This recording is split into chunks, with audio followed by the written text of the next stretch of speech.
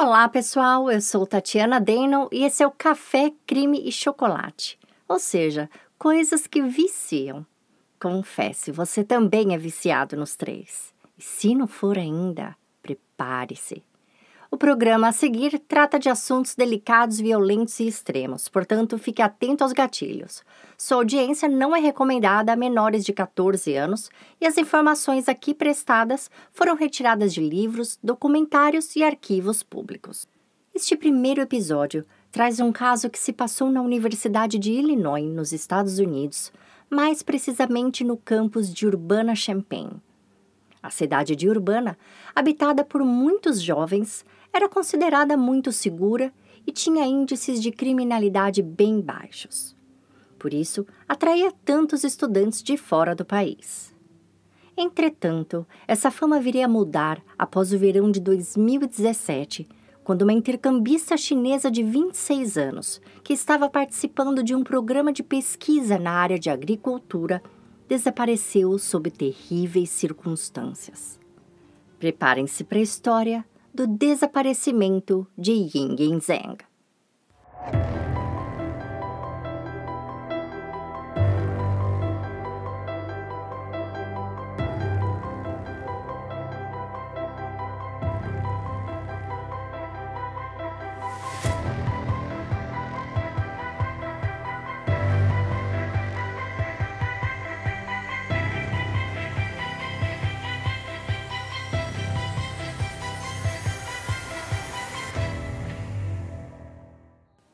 Era uma sexta-feira, dia 9 de junho de 2017, quando amigos e professores da jovem estudante Yingin começaram a notar sua ausência.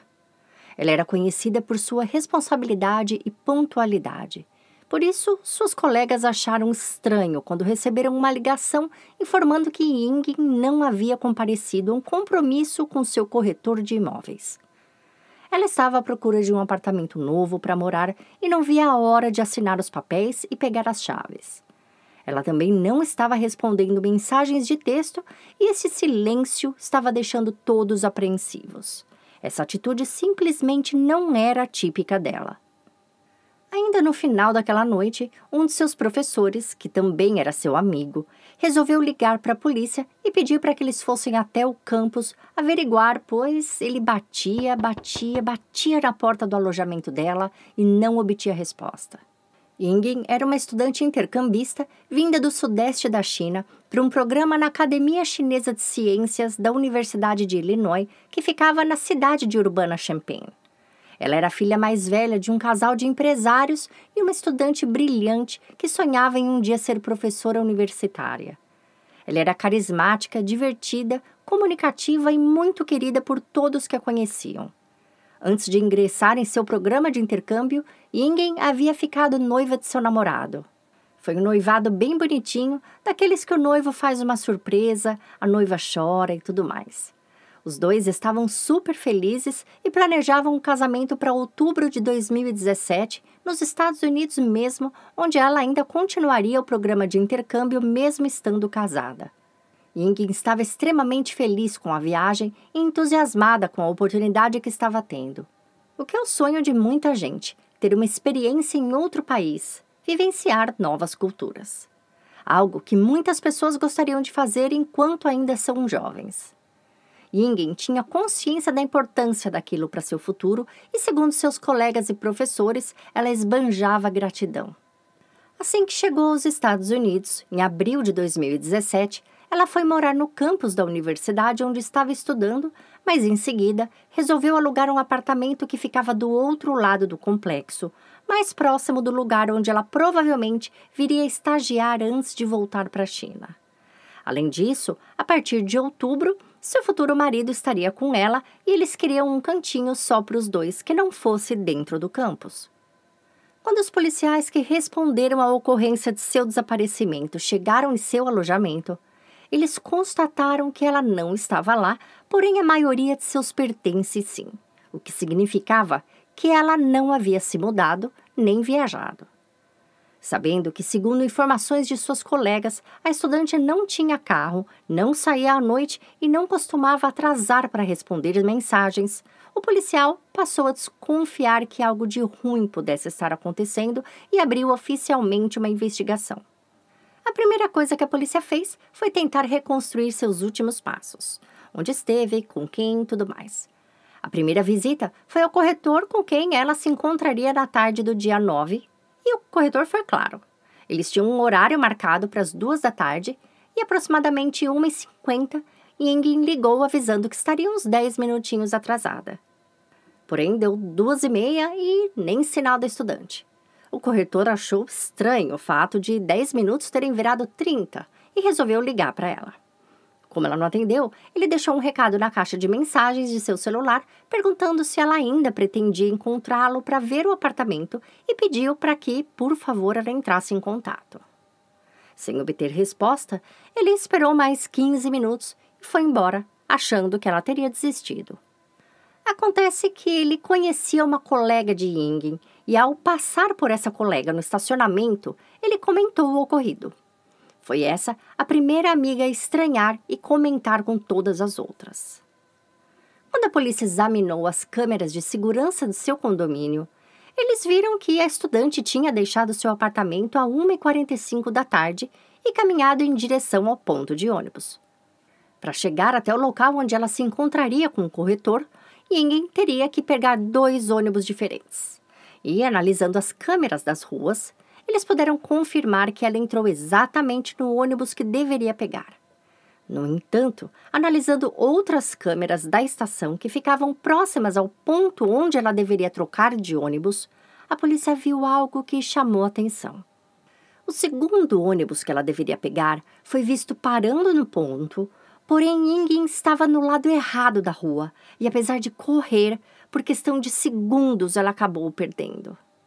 As câmeras ainda flagraram Yingin acenando ao motorista e pedindo para que ele esperasse, mas por normas da companhia de viação, o motorista de ônibus, mesmo a vendo, não pôde esperá-la. Nesse momento, enquanto a estudante estava acenando ao motorista, a mesma câmera de segurança flagra o momento onde um carro preto passa por ela. 3 minutos depois, o mesmo carro passa novamente, mas dessa vez ele para diante da estudante. Dava para ver que o motorista aparentemente abaixou o vidro e conversou com Yingin. Seja o que for que esse motorista tenha dito a ela, foi o suficiente para que a estudante, que já estava atrasada para seu compromisso com o corretor, aceitasse uma carona e entrasse no carro dele, que saiu rapidamente do local, fazendo com que Yingin jamais fosse vista novamente. Apesar dos vídeos terem ajudado a polícia a reconstituir o paradeiro de Yingin, eles não foram o suficiente para fornecer mais detalhes devido à baixa resolução das câmeras. A única coisa que deu para perceber no vídeo era a cor e modelo do carro, um Astra de 4 portas preto, e a aparência do motorista, que parecia ser um homem branco. Por sorte, esse carro não era um modelo tão comum, tendo sido fabricado somente por 1 ano, entre 2008 e 2009. E o fato de ser um modelo 4 portas fez com que as buscas fossem mais fáceis. Segundo o Departamento de Registro de Veículos, existiam apenas 18 carros como este registrados na região, e então foi criada uma lista com os proprietários desses veículos. Foi nesse momento que os pais e o irmão da estudante chegaram da China para acompanhar as investigações e ajudar nas buscas. A universidade toda montou um plano onde alunos e professores cobriam a cidade toda à procura de Yingin e distribuíam cartazes com sua foto. A família da estudante também participava desta atividade e davam entrevistas dizendo que não voltariam para a China sem primeiro encontrarem Yingin. A polícia tentou rastrear o telefone celular dela na esperança de coletar mais pistas de seu paradeiro, mas não obteve nada que pudesse ajudar, uma vez que seu aparelho parecia ter sido desligado logo após ela ter entrado no tal carro preto. Arquivos coletados remotamente de seu celular não indicavam que Yingin estaria engajada em nenhuma atividade fora do comum, algo que pudesse colocá-la em uma posição mais vulnerável. E também não demonstrava atividade nenhuma do aparelho, fazendo com que a polícia acreditasse que o celular talvez tivesse sido destruído. Com a ajuda da lista de proprietários de veículos semelhantes ao do vídeo, os investigadores visitaram várias residências, incluindo a de um jovem estudante chamado Brent Christensen, que rapidamente tornou-se um dos principais suspeitos. Brent morava com sua esposa próxima à universidade e dirigia um Astra preto de 4 portas, exatamente como aquele que o vídeo mostrava. Ao questioná-lo sobre a tarde do dia 9 de junho, Brent disse que não se lembrava exatamente o que estava fazendo, mas que provavelmente estava em casa jogando videogame. Por falta de maiores provas que pudessem incriminá-lo naquele instante, a polícia continuou a investigar a lista de proprietários da tal marca de veículo. No decorrer das investigações, a equipe forense do Departamento de Polícia de Champaign, em Illinois, continuava a analisar com mais atenção aquelas filmagens das câmeras de rua que gravaram os últimos momentos de Yingen. E foi então que eles puderam constatar que, apesar de não ser possível detectar a placa do veículo, era possível verificar que o carro possuía teto solar e mais. Dava para ver que o carro estava com um dano no retrovisor do passageiro. Esses novos achados fizeram com que a polícia voltasse a visitar os proprietários dos 18 carros, desta vez com algo bem específico para comparar. Foi aí que eles constataram que de todos os carros da lista, apenas o de Brent Christensen tinha tais detalhes. Finalmente, agora eles poderiam investir mais nele como suspeito.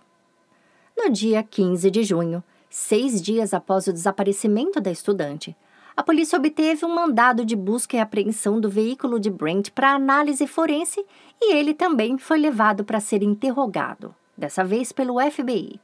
Durante o interrogatório, Brent mudou a versão que havia dado anteriormente sobre a tarde do dia 9 de junho. Dessa vez, ele disse que, naquela sexta-feira, ele tinha dirigido pela cidade. Só isso. Tipo, como se fosse normal, alguém sair de casa, entrar no carro, dirigir pela cidade pequena, diga-se de passagem, e voltar para casa. Porém, ao ser confrontado pela polícia com os vídeos, Brent acabou se lembrando que naquela mesma tarde ele também tinha dado carona a uma jovem. E ela era asiática, tal como a jovem do panfleto que estava espalhado pela universidade toda e pelo seu bairro. Brent tentou se sair, entre aspas, dizendo à polícia que a carona tinha sido rápida e que ele havia deixado a jovem poucas quadras adiante após ela ter tido um ataque de pânico. Obviamente, essa história não estava convencendo os investigadores, que decidiram então dar uma olhada em seu apartamento e conversar com sua esposa. Foi deste ponto em diante que a investigação começou a caminhar na direção certa. Durante a entrevista, a suposta esposa de Brent disse aos policiais que eles, na verdade, estavam separados, apenas dividindo o mesmo apartamento. Ela também contou que no final de semana que Yingen desapareceu, ela estava viajando fora do estado. Durante a visita, ela foi muito solícita e consentiu que os policiais levassem computadores, pastas com documentos e múltiplos itens que poderiam ajudar na investigação, mesmo sem que eles tivessem um mandado para confiscar aqueles itens naquele exato momento. Ela queria realmente cooperar com a polícia e ajudar no que pudesse para que o caso da estudante desaparecida fosse logo resolvido. Afinal de contas, ela mesma via os panfletos espalhados pelo bairro e sentia pela dor dos pais da garota. Através desses itens confiscados, a polícia descobriu um pouco mais sobre o possível suspeito. Ele e sua esposa haviam se casado em 2013, mas o casamento teria entrado em crise em meados de 2016, quando Brent começou a usar drogas, faltar nas aulas e distanciar-se cada vez mais da mulher. Em certo ponto, com o intuito de salvar a relação, ambos decidiram partir para o que eles chamariam de casamento aberto. A esposa de Brent arrumou um namorado, enquanto ele inscreveu-se em diversos sites de relacionamento, incluindo o Tinder. Após alguns meses, ele também acabou arrumando uma namorada. Em março de 2017, Brent passou em uma consulta com uma terapeuta na universidade e disse estar em um péssimo momento de sua vida. Ele comentou que seu casamento estava em crise e admitiu sua parcela de culpa, citando o uso de drogas. Porém, nessa mesma conversa, Brent também admitiu ter pensamentos obscuros com intenções de ferir não somente a ele mesmo, mas outras pessoas. Em meio à consulta, ele chegou a mencionar o nome do famoso serial killer americano Ted Bundy e chegou a demonstrar admiração pela sua habilidade de cometer crimes e não ser pego. Ao saber de tudo isso, os policiais se viram diante de um número substancial de provas circunstanciais contra Brent, que era o suficiente para levá-lo preso, porém eles precisariam de algo mais físico, mais científico para mantê-lo em custódia por mais de 48 horas. Foi então que no arquivo do computador de Brent, eles encontraram um histórico de buscas que indicaria um gosto muito peculiar por prender mulheres. Ele não somente visitava sites que ensinavam técnicas de imobilizar e prender mulheres, como também comprava artigos para uso com fins de imobilização, como cordas, algemas, fitas adesivas e outros itens de restrição. Além desses produtos, algo que chamou a atenção da polícia foi o fato de Brent ter adquirido através de uma compra online, dias antes do desaparecimento de Yingin, uma mala estilo duffel. Tamanho grande, tá? Para quem não sabe como é o estilo dessa mala, eu coloquei uma foto no nosso website, mas ela é uma mala grande, comprida e assim bem molinha, fácil de manusear, meio que perfeita para colocar um corpo. Não necessariamente qualquer corpo, mas o da Yingin, que era bem miudinha. Ela certamente caberia em uma mala estilo duffel.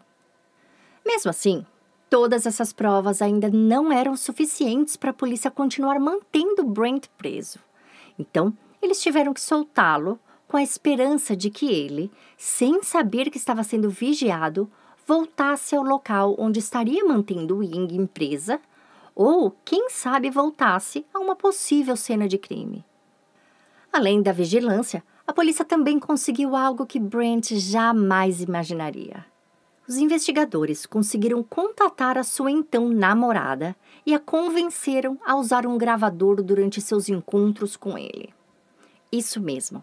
A namorada de Brent também havia sido secretamente entrevistada pela polícia e, diante do grau de indícios contra ele, ela concordou com a polícia em servir de informante. Afinal de contas, ela era no momento a pessoa que passava mais tempo com ele e, querendo ou não, também corria algum certo tipo de perigo caso continuasse em um relacionamento com alguém violento por muito tempo.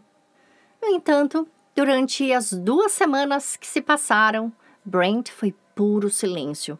E quando sua namorada estava prestes a desistir do plano com a polícia, algo extraordinário aconteceu.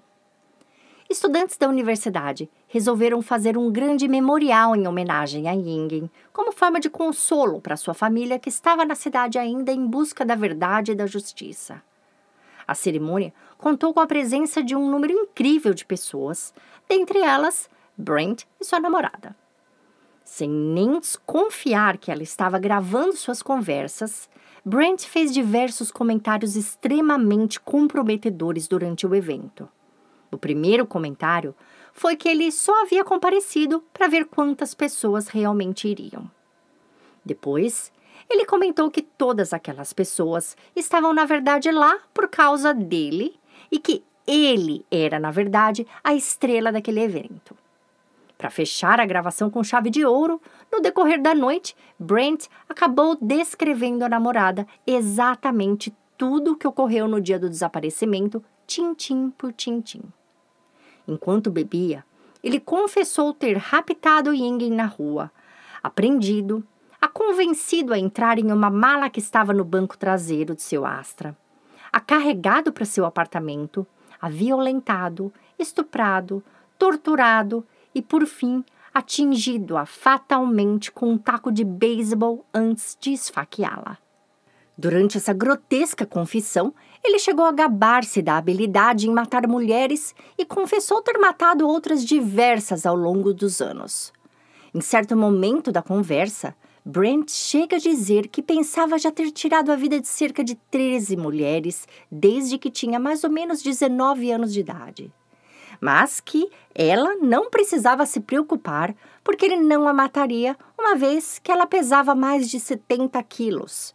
E ele só conseguiria lidar com corpos que pesassem bem menos, tipo de Wing. Depois disso, ele continuou dizendo que se deu bem com todas suas outras vítimas. Somente Yingin teria feito com que a polícia desconfiasse dele. E terminou sua confissão à namorada dizendo que nem a polícia e nem a família da estudante jamais encontrariam seu corpo. No dia seguinte, após ouvir as gravações, Brent foi preso novamente e o FBI fez uma outra varredura em seu apartamento em busca de novas provas. Enquanto detido, Brent negava a participação no crime e dizia que só disse tudo aquilo porque estava embriagado. Só que durante as investigações finais para a apresentação do inquérito, a promotoria conseguiu coletar provas suficientes para provar aquela versão, inclusive indicando que ele havia premeditado o crime, mesmo sem ter uma vítima em particular em mente. Quando saiu pelas ruas dirigindo na tarde de 9 de junho, Yingin foi apenas sua oportunidade, que, por sinal, não foi a primeira. Antes dela, ele tentou oferecer carona a uma outra estudante, mas ela não aceitou. Baseado nas evidências encontradas pelo FBI, a promotoria alegou que Brent convenceu Yingin a entrar em seu carro, fingindo ser um policial à paisana e dizendo ter visto que ela perdeu seu ônibus. Quando ela já estava dentro do veículo, ele a imobilizou, prendendo suas mãos e posteriormente convenceu a entrar dentro da mala comprada, dizendo que se ela cooperasse, ele não a mataria. Com ela já dentro da mala, ele teria atirado do carro e levado para dentro de seu apartamento sem que ninguém desconfiasse. Uma análise forense feita no apartamento revelou uma impressão palmar em sangue na parede do quarto, que só foi encontrada após o uso de luminol.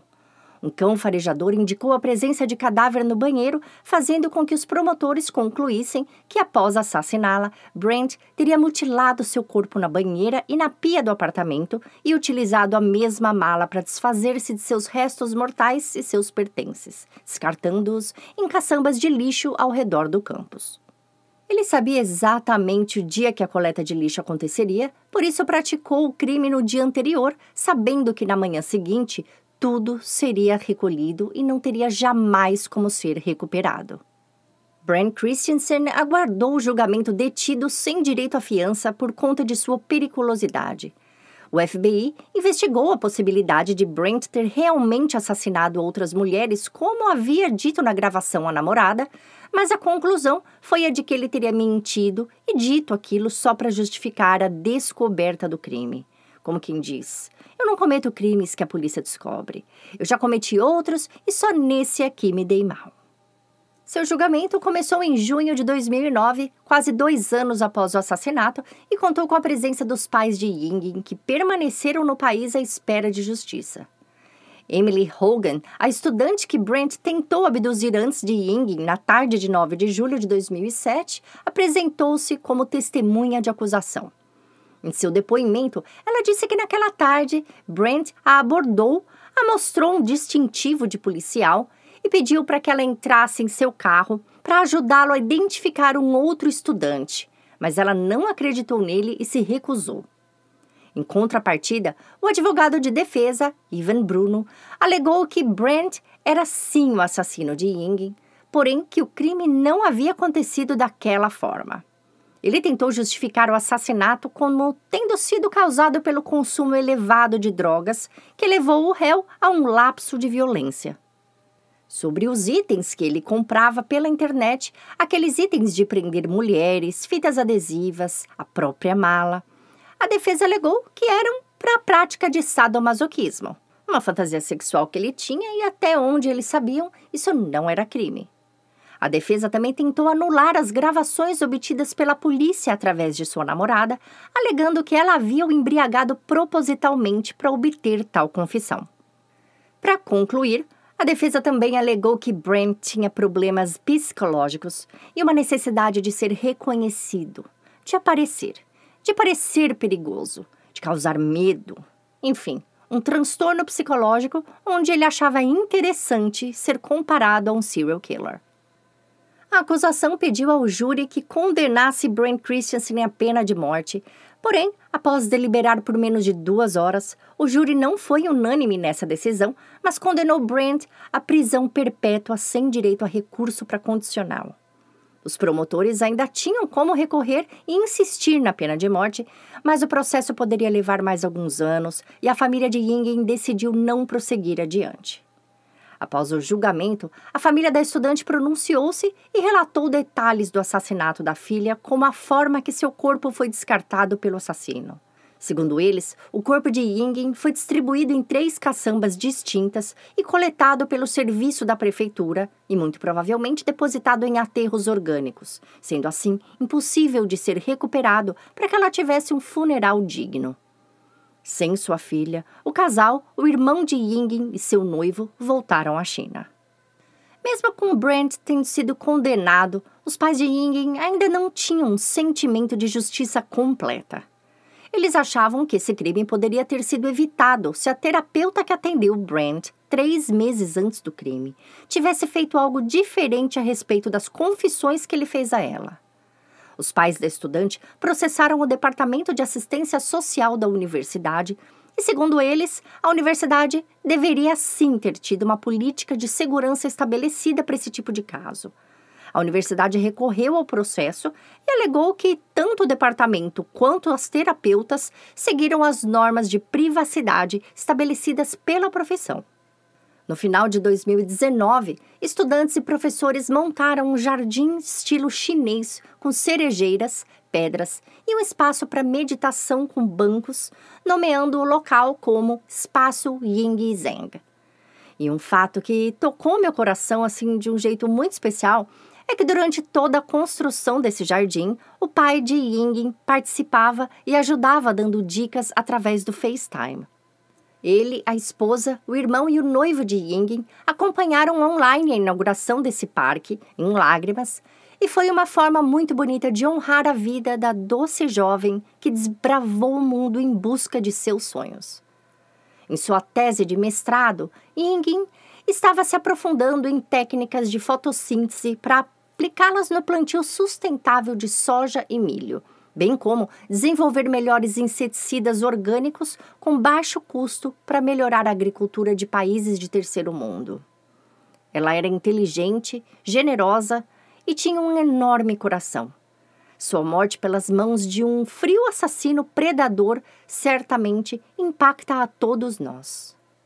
Um documentário sobre a busca dos pais de Yingin por justiça, chamado Finding Yingin, foi lançado em dezembro de 2020 pela MTV Documentary. O caso também foi reencenado como Far From Home pelo canal Investigation Discovery no episódio 5 da 6ª temporada da série See No Evil. Bom, gente, esse foi nosso primeiro episódio. Se vocês estiverem curiosos e quiserem mais detalhes sobre esse caso, siga nossa página no Facebook ou no Instagram, ou também visitem nossa página na internet www.cafecremechocolate.com. Se você gostou do podcast, deixe uma recomendação em sua plataforma preferida e indique aos amigos e amigas crimezeiros. Até a próxima, e enquanto isso, cuidem-se, protejam-se e fiquem bem.